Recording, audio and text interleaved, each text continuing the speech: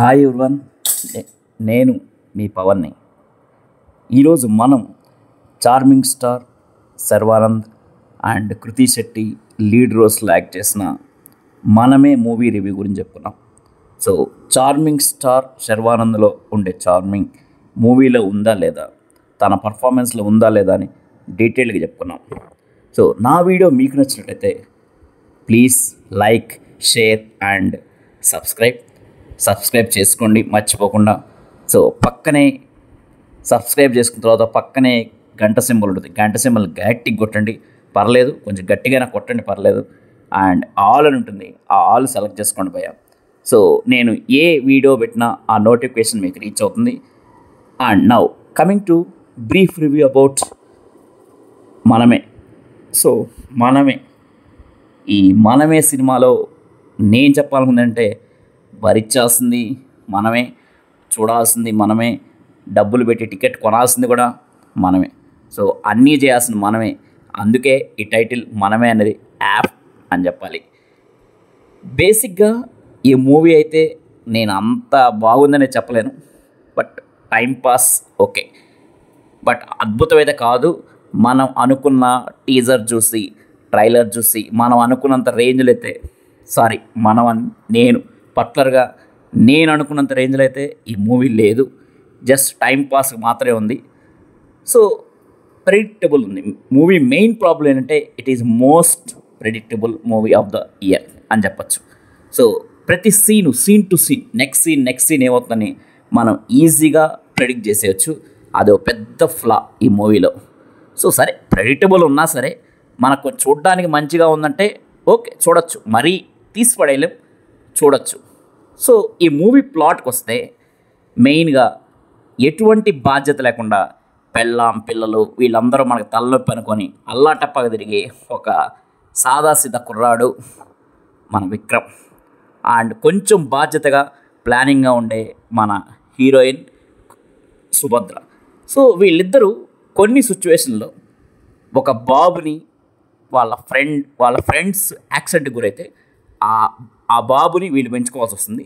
So అలా పెంచుకునే ప్రాసెస్లో ఎవరు ఎలా మారారు, మెయిన్గా విక్రమ్ క్యారెక్టర్ చేసిన మన శర్వానంద్ ఎలా బాధ్యతగా మారాడు, ఎలా బంధాల గురించి, రిలేషన్స్ గురించి రియలైజ్ అయ్యాడు అనేదే ఈ మూవీ.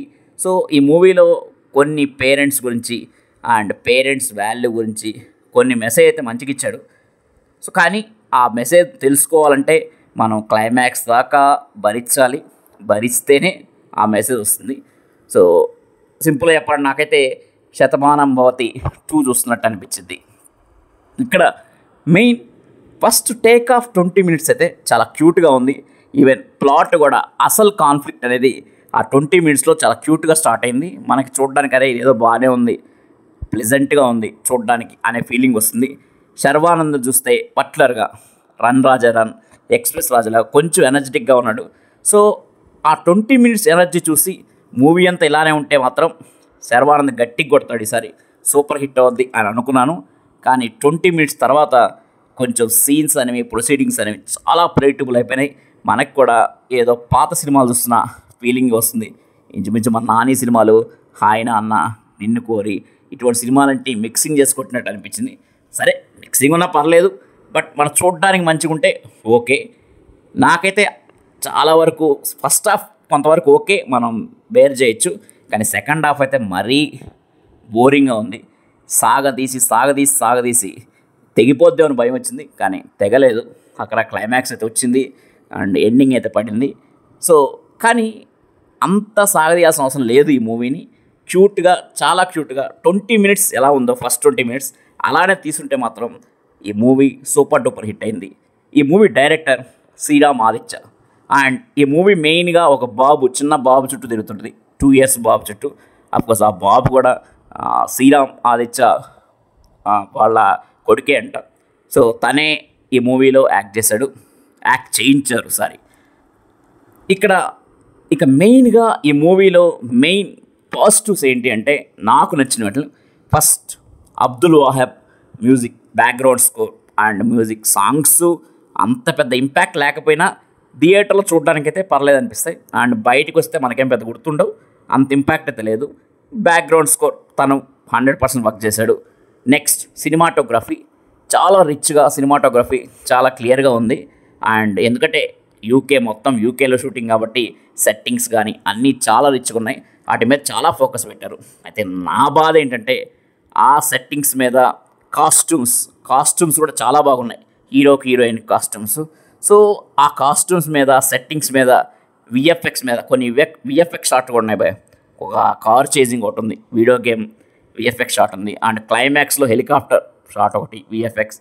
వీటి మీద పెట్టిన శ్రద్ధలో ఒక 25% అయినా స్టోరీ మీద, స్క్రీన్ ప్లే మీద పెట్టుంటే ఈ సినిమా అయితే సూపర్ డూపర్ హిట్ అయ్యింది. But just miss it. And చాలా క్యారెక్టర్లు ఈ మూవీలో. ఈవెన్ కామెడీ కూడా మన శర్వానంద్ కామెడీ చేశాడు కానీ, బట్ చూడ్డానికైతే ఆ 20 minutes రన్ రాజారాన్ని గుర్తొస్తుంది కానీ, బట్ రానైతే శర్వానంద్ కామెడీ కూడా మనకు కొంచెం బోరింగ్గా అనిపిస్తుంది ఈ మూవీలో. ఇంకా శర్వానంద్తో పాటు వేరే కామెడీ యాక్టర్లు ఉన్నారు, but they are all underutilized. And different characters, and Sita, Mukesh Ruchi, ఇటువంటి డిఫరెంట్ క్యారెక్టర్స్ ఉన్నాయి కానీ, బట్ మెయిన్గా ఒక విలన్ అనుకోవాలి మనం. ఆయన మాటల వల్ల ఎప్పుడో పాతకాలంలో రాజనాల్లాగా మాట్లాడుతుంటాడు. యూకేలో ఉంటూ ఆ చెప్పే డైలాగులు మాత్రం రాజనాల, రావుగోపాల టైప్లో ఉంటాయి. రాహుల్ రవీందర్. సో ఈ రాహుల్ రవీందర్ క్యారెక్టర్ అంటే చనిపోయిన తన ఫ్రెండ్కి పార్ట్నర్ అనమాట.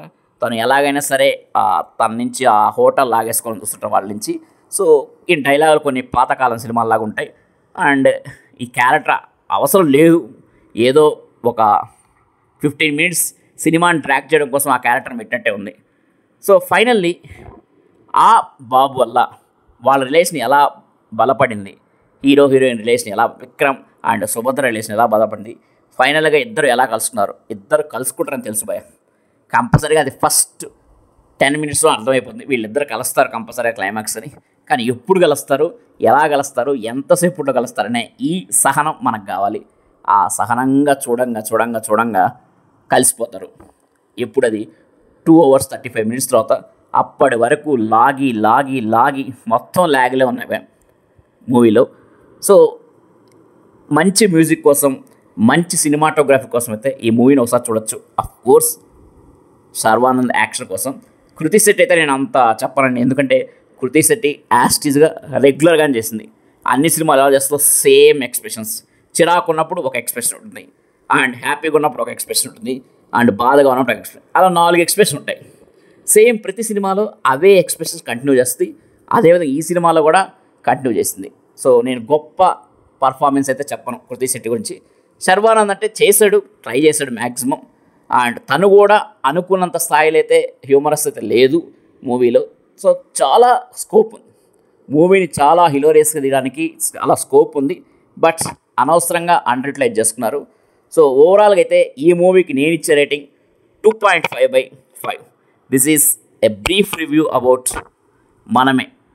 సో శర్వానంద్ కోసం అండ్ రిమైనింగ్ ఏదైనా ఒక బెస్ట్ మెసేజ్ కోసం ఈ మూవీని మీరు ఈ వీకెండ్ ట్రై చేయాలంటే ట్రై చేయొచ్చు. సినిమాటోగ్రఫీ మాత్రం సూపర్ ఉంది భయ, అండ్ బ్యాక్గ్రౌండ్ స్కోర్ కూడా సూపర్. మళ్ళీ చెప్తున్నాను. సో వీటి కోసం మీరు ఒకసారి ట్రై చేయొచ్చు అంటే మంచిగా ఏసీ థియేటర్లో పోయి కూర్చోవచ్చు. బట్ నిద్ర వస్తే మాత్రం నేను బాధ్యుడు కాదు భయ. So this is brief review. Thank you. Bye.